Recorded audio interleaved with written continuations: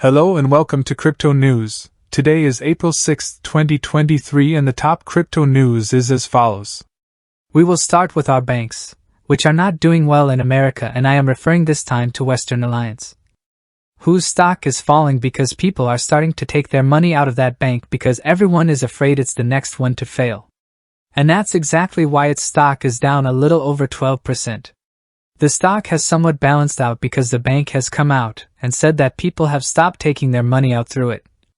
Yet banks are not to be multi-trusted, as you've known for years. That's what I'm talking about, and that's why people in America are getting their money out of the banks. The chart you see before you is the total deposits from all the banks in America, which as you can see is falling all the time, and that means that people are taking their money out of the banks. And because in order for the banks to function, they operate with the money that we put in them. So when they don't have that money, what they do is buy money from the Fed in America in particular. And that's why they've bought too much money to be able to stand on their own 2 feet.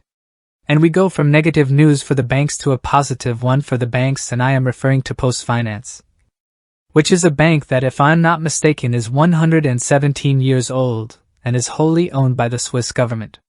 What it has announced is that it will start offering Bitcoin transactions as well as custodial services for the notorious cryptocurrency. And then after positive news, I'll take you again to very negative news, and I'm referring this time to CBDC, which, new research says, threatens people's basic freedoms.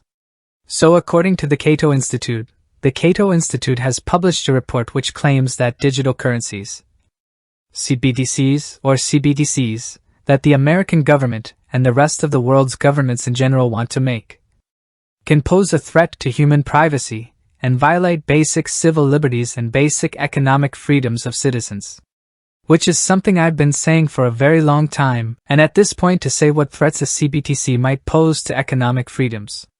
When CBDCs are created and they're the only ones we use, the government can tell you that you can buy something whenever I want it, and as long as I want it. They can discount or hide the price of a product specifically and as it suits them, and in the worst case scenario for me, they can write off your money. And you can tell me that sounds a bit of an exaggeration, but it's not something I made up, it's something that's happening as we speak. As in China, which China has its own CBDC, as various articles say, the Chinese authorities have put an expiration date on their own CBDC. In very, very simple terms, those citizens who had some of their money in the digital yuan had to spend it within a week or so, otherwise that money was written off. So as you can see, governments can do anything with our money if the CBDC prevails, which it will prevail for good reason. However, there is a Bitcoin solution, and this solution is known by Mr. Michael Saylor of MicroStrategy, who buys more Bitcoin.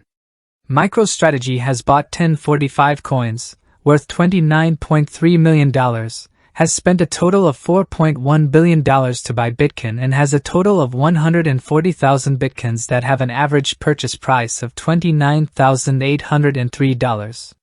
We will continue with the birthday of Mr. Satoshi Nakamoto, who is 48 years old. Theoretically, his birthday is April 5, 1975, and we know that because Mr. Satoshi Nakamoto was registered with the Peer-to-Peer Foundation, and that is how we know his date of birth, and we also know that he is Japanese and that he is a man.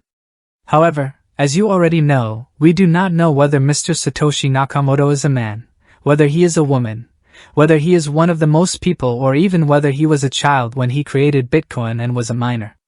We don't know anything, so of course we don't know his age. However, for Bitcoin enthusiasts want to believe that Mr. Satoshi Nakamoto is at least 48 years old.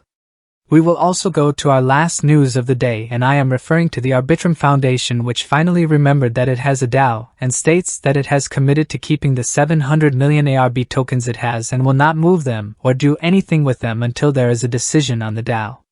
And then after Arbitrum remembered that he has his own DAO, we're going to go to the crypto market with Bitcoin holding at $28,000, and it's done what I was talking about, exits, or rather what I wanted it to do, exits. We've had a little green candle and then it's our red candle, and with that being said, we're definitely in this little canal over here that we're punting on and not doing much of anything these days. So we're basically waiting for the new developments that are coming so we know what's going to happen with the crypto market. And that was the top news for crypto. Today's 6th of April, 2023. Let me remind you that the content you watch. It's content created for educational purposes only, and in no way constitutes investment advice, only investment opinion.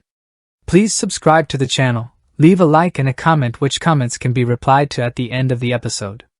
Be well everyone, have a good day.